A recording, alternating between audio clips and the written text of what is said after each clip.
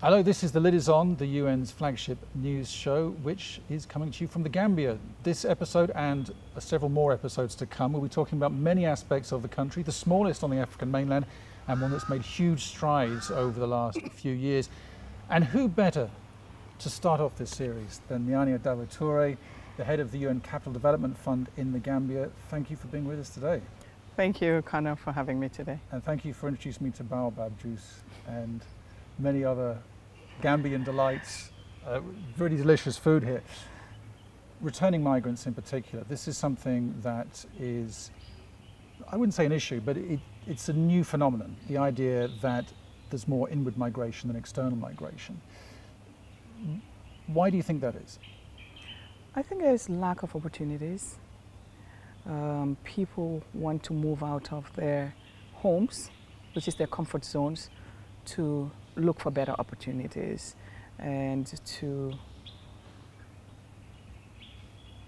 take care of themselves and their families.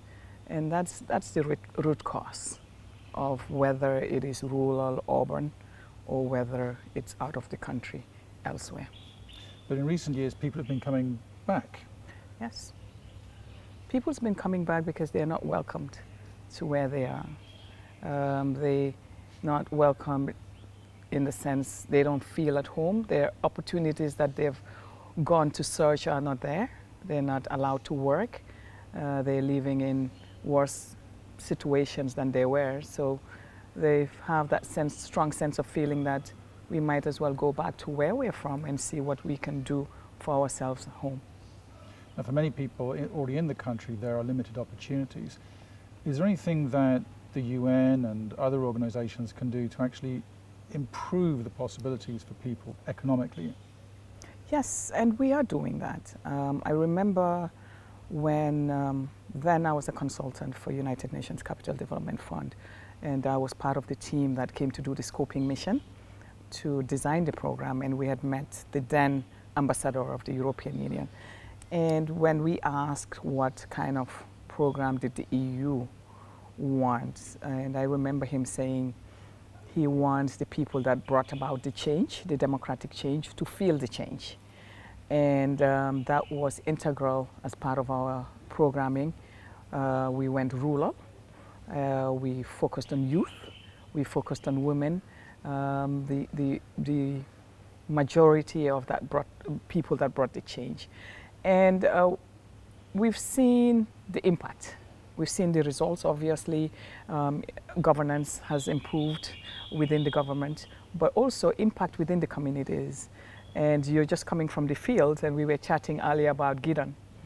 When I met Gideon 2 years ago, and he said to me, I never thought I could make it from my own village. Now I don't even think about going to Banjul, let alone going to Europe. And this is happening. And it's not only the United Nations Capital Development Fund.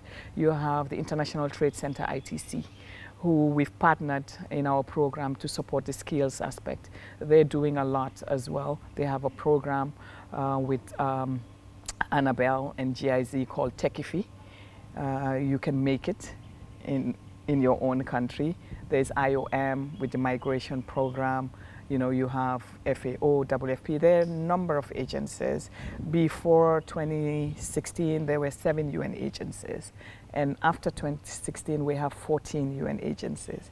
All of us doing our different work within our mandate, but supporting youth, women, and vulnerable communities. Entrepreneurship was one thing that has struck me since being here. The sense that people want to start their own businesses, that they feel that there are more opportunities for now that weren't there under the dictatorship. And this is something that you're trying to support and promote as well. Yes. When we came to Gambia, United Nations Capital Development Fund, because my background is economics and finance, so I work a lot on data. And when we did the analysis of the entrepreneur sector, 90% of the MSMEs, that's the micro, small, medium enterprises, where we either at the startup or the survival stage. And you have the 10% that are at the growth stage and the international stage. So we knew there was work needed there was support needed there to help uplift some of those businesses that have been there that have, established, how can we help them get more structured to elevate them to the growth stage. And we've done very good work with some entrepreneurs. You've met Marwa Farms in the field, and he's a Gambian that used to live in the US, came back and with his own capital, and was finding it difficult. And through the Job Skills and Finance program, we were able to support him move from that survival stage to the growth stage, and now he's looking at international stage where he will be able to export his rice. Well, let's talk a bit more about what the Capital Development Fund, the UN Capital Development Fund does. Some people might not know that you've been around for several decades, but I think for some people who I speak to, this idea of the UN being involved in economic development is still controversial. Even Cash for Work, which you're involved in, some people find it hard to wrap their heads around that. But these are ideas that are growing, becoming more mainstream. What would you say to people who might find it odd that the UN is giving low interest loans or even grants to businesses? I mean, it's how we look at development. Development has evolved. I think in the early days of the UN, development was focused mainly on humanitarian sort of development. Which is still obviously a big part of what the UN does. Yes, but development has evolved now to supporting economies, like the challenges that member states are facing. So United Nations Capital Development Fund, for example, our mandate is to support subnational, so we have the mandate to provide grants to local government, not only central, but local government and the private sector. And what is the advantage of getting involved at that? Some people might say, this is what the local government should be doing. They should be helping the people. Why is the UN getting involved at this level? We are working with them. We're not doing their work. We're working with the local government. We're working with the private sector, where we would provide these grants that are made available to them by the donor countries. And we provide the technical assistance to help them in the process. And that's all part of development. We're dealing with people that are not used to handling their own cash or knowing how to handle their own businesses. So we're trying to address the fundamental challenges that are being an obstacle in development. And our focus for United Nations Capital Development Fund is the least developed countries.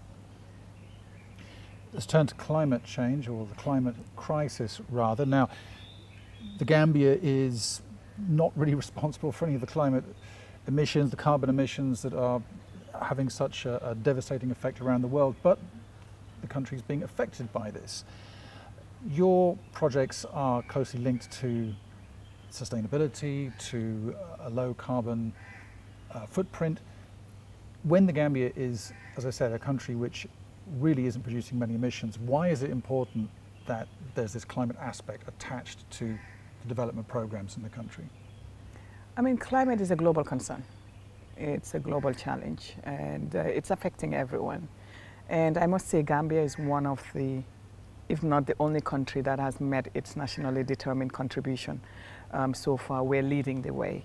And the challenge right now that's being faced with is the communities that face these disasters, this natural disaster. How do we support them so that they can build resilience to be able to support themselves in the case of natural disaster?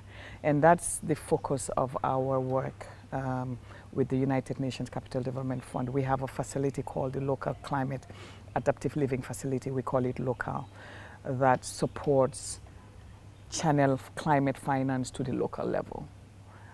And it's done in such a way that we have a menu of investment that addresses different climate areas and gives the communities the freedom to choose projects that would address their urgent needs. And we met briefly in Egypt at the UN Climate Change Conference. Yes. And you were talking about LOCAL, yes, the project you just mentioned. One thing I noticed at the UN Climate Change Conference was that there were many African representatives who were arguing that they should be allowed to use their natural resources to develop their country to help citizens to have access to electricity and to sell their coal, their gas. Their point being that it is developed countries who were allowed to use their resources, and now these countries are the ones telling developing countries that they can't and that they should be compensated in some way. Is this an argument that you heard in Egypt as well? Yes, Conor, I've heard that. I work closely with the least developed countries group. And one of those countries is the Gambia? Is the Gambia on the COP, UNFCCC. And the sentiment is the same across. It's a feeling that why do we have to suffer for what we have not created? And I think credit has to go to Egypt, that was the host of COP27, to be able to get that loss and damage fund. Which is a big breakthrough, this idea that you have a fund to compensate African countries that are at a lower stage of development for these problems, because they are the ones that are suffering, even though they didn't cause the problem. Yes, and it's changed the conversation, and it's part of that has made to 2023 feel different. I think when people have been raising their voice and their concerns on a certain matter over a long time and see it actually happen, it makes a big difference. And I think now the goal is, how do we get it going? This is the first step. And in this country, many citizens still don't have access to electricity, and we all know that electricity is really the basis for development. How is the government going to improve access, do you think, and will they be able to do it sustainably and without raising their carbon emissions? I think a lot of work has started with the government. At the regional level, you have the OMVG that's trying to support. And what's the OMVG? It's a regional electricity and water program that involves Gambia, Guinea-Bissau, Senegal, and Guinea-Conakry to help sort out the electricity problems in these 4 countries. At the national level, you have the World Bank supporting a lot with energy program. So I think also a United Nations Capital Development Fund and the UNDP has a NAMA project, which is on energy, hybrid, solar and regular energy. So there's a lot of work being done. I think what's important for the country is to consolidate, because if you get different help coming from different way and you're not focusing on consolidating, you might not realize your gains too quickly. But there's a lot of work being done, and I want to believe, and I'm confident that in the next 10, 15 years, the electricity problem would be solved for the country. We're such a small country with 22 million population. It's not as big as compared to Senegal or our neighboring countries. But there is work being done in that area. Well, next few weeks we'll be learning more about how the initiatives you've been involved in have been having an effect when it comes to jobs, skills, training. But the projects are coming to an end as we speak in the next few months. What is next for the UN Capital Development Fund? What is next for you? Well, what's next for us? We're still here.